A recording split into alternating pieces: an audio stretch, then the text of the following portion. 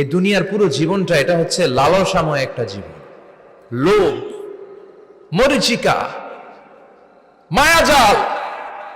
এই মায়াজালে আমরা আটকে আছি, ফলে মৃত্যুর কথা আমরা ভুলে গিয়েছি। পাগলের মতো ছুটছি, আরো টাকা লাগবে, আরো খ্যাতি লাগবে, আরো যশ লাগবে, আরো দাপট লাগবে। আমার এত টাকা দিয়ে কি হবে, এত সম্পদ দিয়ে কি হবে, এত ব্যস্ততা দিয়ে কি হবে তোমার? স্টপ, থামুন, অনেক হয়েছে, আন্না, থামুন। Take a rest, take a breath and think about death. Think that you have to go back to your Lord. একটু বসেন না, একটু ভাবেন যে আমাকে চলে যেতে হবে, চলে যেতে হবে। এই কোলাহল, এই ব্যস্ততা, এগুলো থাকবে, থাকবো না আমি। সাইয়েদনা ওমর ফারুক বলেছেন, মুতু ক্বাবলা আন তামুতু, মরার আগে একবার মরো। হাসিবু ক্বাবলা আন তুহাসাবু আলাইকুম, তোমার হিসাব নেওয়ার আগে তুমি একবার নিজের হিসাবটা করো না। কাগজ বের করে একটু লিখো না কি কি ভালো কাজ করছিলা, যেগুলো দিয়ে নাজাতের ওসিলা হতে পারে। 1 2 3, আর কি কি আকাম কুকাম করছো দেখো না, লিখে দেখো তোমার অবস্থাটা কি। মরার আগে একবার মরো। মরার আগে খাটের মধ্যে শুয়ে শটান করে চোখ বন্ধ করে একবার মরার ভান করে দেখেন কেমন লাগে। চোখটা বন্ধ করেন আর ভাবেন আপনি নাই, কি কি হতে পারে ভাবেন। আপনার ছেলেমেয়েরা কান্না জুড়ে দিবে, আপনার প্রাণের স্ত্রী বিলাপ শুরু করে দিবে, বন্ধু বান্ধবের চিৎকার আর মাতম, স্থানীয় এলাকার মসজিদে ঘোষণা, অমুক এলাকার নিবাসী অমুক ভাই অমুকের ছেলে অমুক দুনিয়ায় নাই। সব আত্মীয়রা চলে আসবে, ফেসবুকে স্ট্যাটাস দেয়া হবে, সবাই সবাইকে জানাবে বিকাল 4টায় অমুক হাই স্কুল ময়দানে আপনার জানাজা। ছুটে আসবে, সবাই ছুটে আসবে আপনাকে শেষ বিদায় দিতে, গুড বাই জানানোর জন্য, আল ওয়াদা, বিদায় জানাতে আসবে সবাই। 4 তাকবীর দিয়ে আপনার জানাজা হবে, অশ্রুসিক্ত জানাজায় আপনার বিদায় হবে। কাঠের খাটিয়ার মধ্যে করে কাঁধে তুলে আপনারে কবরে নেওয়া হবে। আগে থেকে খুঁড়ে রাখা কবরটার মধ্যে আপনারে বিছিয়ে দেয়া হবে। বাঁশের কচি দিয়ে তার উপরে মাটির চাপা দিয়ে সব চলে যাবে। ভাবেন না একবার চোখ বন্ধ করে, this is the circle of life, this is the nature of life. এটা সবার হবে, আমার হবে, আপনার হবে। এত মায়া, এত ভালোবাসা কই যাবে? কেউ থাকবে না, সবাই আপনার অন্ধকার কবরে রেখে দিয়ে চলে আসবে। উপরে বাঁশের কঞ্চি, তার উপরে মাটির চাপা, অন্ধকার আর অন্ধকার। এই অন্ধকার যেন শেষ হতে চায় না, শুধুই অন্ধকার, ঠিক কিনা? এজন্য আমাদের চলে যেতে হবে। দাদা গেল, চাচা গেল, মামা গেল, আমাদেরকেও যেতে হবে, জোরে কোন ঠিক কিনা? একদিন মাটির ভেতরে হবে ঘরে মন আমার, কেন বন্ধ দালান ঘর, প্রাণ পাখি উড়ে যাবে পিঞ্জর ছেড়ে।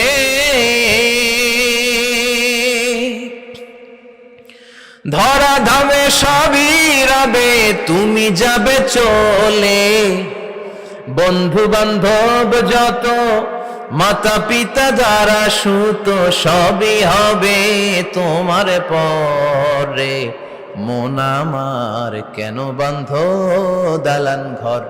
একদিন মাটির ভেতরে হবে ঘরে মন আমার, কেন বান্ধ দালান ঘর, ঠিক কিনা? সব করে থাকবে, চলে যেতে হবে আমাদেরকে। এজন্য আখিরাতের কথা যেন আমাদের স্মরণ হয়। বিশ্বনবী বলতেন, নাহাইতুকুম আন জিয়ারাতিল কুবুর, আমি তোমাদেরকে কবর জিয়ারত করতে আগে নিষেধ করতাম, কিন্তু এখন নিষেধাজ্ঞা প্রত্যাহার করে নিলাম। এখন সব সময় তোমরা কবরের সামনে যাবা আর জিয়ারত করবা। কবরস্থানে জানতো বড়ুয়া কৃষ্ণপুরের এই গ্রামের কবরস্থান আছে কোন দিকে? পূর্ব দিকে আছে, গোখরার জলের ওদিকে। যান আপনারা, একটু যাবেন, একটু গেলে আখিরাতের কথাটা স্মরণ হবে। ওখানে ছোট শিশুরা শুয়ে আছে, কিশোর যুবকরা আছে, আপনার মতো তাগড়া যুবক, মুরব্বীরা আছে। এরা এই এলাকায় থাকতো, এরা আকাশ থেকে নেমে আসে না, এই এলাকার সন্তান, আজ নাই। একটা সার্টেন পিরিয়ড শেষে আপনিও থাকবেন না। This is the nature of life, this is the circle of life. ছোট্ট শিশু হয়ে এসেছিলেন, শৈশব, কৈশোর, যৌবন, প্রৌঢ়ত্ব। আগে ছিলেন সিঙ্গেল, বিয়ে করে হয়ে গেলেন ডবল। এরপরে আল্লাহ আপনাকে একটা মেয়ে দিল, এরপরে মেয়েকে বিয়ে দিয়ে শ্বশুর হলেন, এরপরে ওই মেয়ের ঘরে সন্তান হতে নানা হলেন। আর কতদিন? অনেক দিন হলো তো, অনেক লম্বা সময় পেয়েছেন আপনি। Think about death. এবার যাওয়ার কথা ভাবেন। আখিরাতের সামানের কথা ভাবেন, ফিরে যেতে হবে। কি শক্তিশালী যুবক, বার্ধক্য চলে আসলে লাঠি ছাড়া চলতে পারে না। কুচকুচে কালো দাড়ি সাদা হয়ে যায়, দাড়ির শুভ্রতা, বয়সের ভার, রং ধরা যৌবন জং ধরে শেষ, ঠিক কিনা? This is the circle of life. যুবক ভাইরা, এটাই জীবন, চলে যেতে হবে, কেউ থাকতে পারবে না, ঠিক কিনা? এটা রিমাইন্ডার আল্লাহ এই সূরার ভেতরে দিয়েছেন যে তোমাদেরকে ফিরে যেতে হবে, এই লোভ লালসা ছেড়ে দাও। রব্বুল আলামিন বলেন, আলহাকুমুত তাকাসুর হাত্তা যুরতুমুল মাকাবির। ও গোলাম, দুনিয়ার সম্পদ, লোভ লালসা তোদেরকে পাগল বানিয়ে দিয়েছে। এই লোভ পাগলামি কোনোদিন তোদের থামবে না যতদিন না তোরা কবরে ঢুকবি, ঠিক কিনা? কার কথা? আল্লাহ বললেন, দুনিয়ার সম্পদ আর লোভ আর মোহে তোমরা গাফেল হয়ে গিয়েছো। আখিরাতের কথা বেমালুম তোমরা ভুলে গিয়েছো, কিন্তু আখিরাতে তোমাদের যেতেই হবে, কবরের বাড়িতে তোমাদের ঢুকতেই হবে, ঠিক কিনা? যেতেই হবে, আমরা ভুলে যাই। আলহাকুমুত তাকাসুর, অতিরিক্ত পাওয়ার লোভ, বেশি বেশি খাওয়ার লোভ, বেশি বেশি জমানোর লোভ মানুষকে গাফেল বানিয়ে দিয়েছে। এটা মানুষের স্বভাব, আরো চাই আরো চাই, এই স্বভাবটা আছে না নাই? দেখবেন ছোট বাচ্চারা মসজিদের দোয়া অনুষ্ঠান শেষে জিলাপি দেয় না? বড়ে কৃষ্ণপুর কি দেয়? আগে বাতাসা দিত না, এখন কি দেয়? জিলাপি দেয়, মিষ্টি দেয়। তো মসজিদের 2-3 গেট থেকে যদি দেয়, ছোট বাচ্চারা দেখবেন এদিক দিয়ে কয়েকটা নিয়ে আবার ওই গেটে লাইন ধরে। ওর হাত হলো ছোট হাত, ওর হাত ভর্তি জিলাপি, আর নেওয়ার জায়গা না, এরপর আরেক জায়গায় লাইন ধরছে, আরো লাগবে, আরো লাগবে, এই আরো আরো আরো চাই। এই স্বভাবটাই মানুষকে কুড়ে কুড়ে শেষ করে দিয়েছে। এত লাগবে কেন তোমার? চাহিদার কোনো শেষ নাই, unlimited demand of human being. যার আছে বেশি তার চাই বেশি, যার সাইকেল আছে তার হুন্ডা চাই, হুন্ডা আছে তো প্রাইভেট কার চাই, প্রাইভেট কার আছে তো প্লেন চাই, প্লেন আছে তো হেলিকপ্টার চাই, হেলিকপ্টার আছে তো ওইটা চাই, ওইটা আছে তো সেটা চাই, ঠিক কিনা? এলাকার মেম্বার যে হয়েছে চেয়ারম্যান হতে চায়, আছে না নাই? চেয়ারম্যান সাহেব এমপি হতে চায়, আছে না নাই? এমপি সাহেব মন্ত্রী হতে চায়, আছে না নাই? মন্ত্রী সাহেব প্রধানমন্ত্রী হতে চায়, আছে না নাই? কিন্তু এই দেশে সুযোগ নাই, কথা কন। এই দেশে প্রধানমন্ত্রী সিলেক্টেড, 2-3 জনের বাইরে কেউ প্রধানমন্ত্রী হতে পারবি না, ঠিক কিনা? আমার এই জীবনে তো আমি 2-3 জনই দেখলাম। বেগম খালেদা জিয়া, মাননীয় প্রধানমন্ত্রী শেখ হাসিনার ছোট্টবেলা দেখেছি এরশাদকে, আমরা তখন ছোট। তো মানুষের চাহিদার কোনো শেষ নাই, যার আছে বেশি তার চাই বেশি।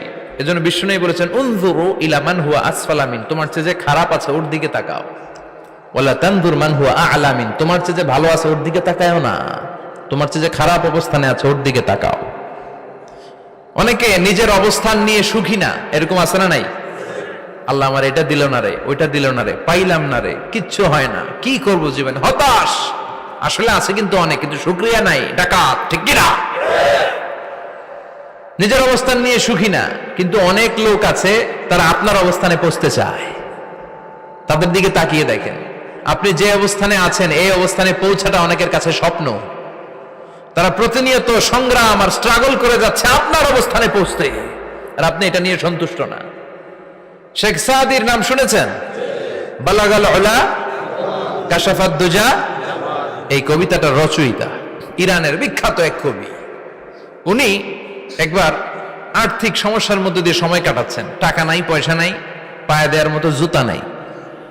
উনি খুব দুঃখ পেলেন, হায় রে, আমি ইরানের এত বড় কবি, আমার পায়ে দেওয়ার মতো জুতা নাই। দুঃখ ভরা মন নিয়ে রাস্তায় হাঁটতে বেরোলেন। হাঁটতে হাঁটতে হঠাৎ দেখলেন একটা লোক শুয়ে শুয়ে কাঁদছে, ওই লোকটার 2টা পাই নাই, পাই নাই।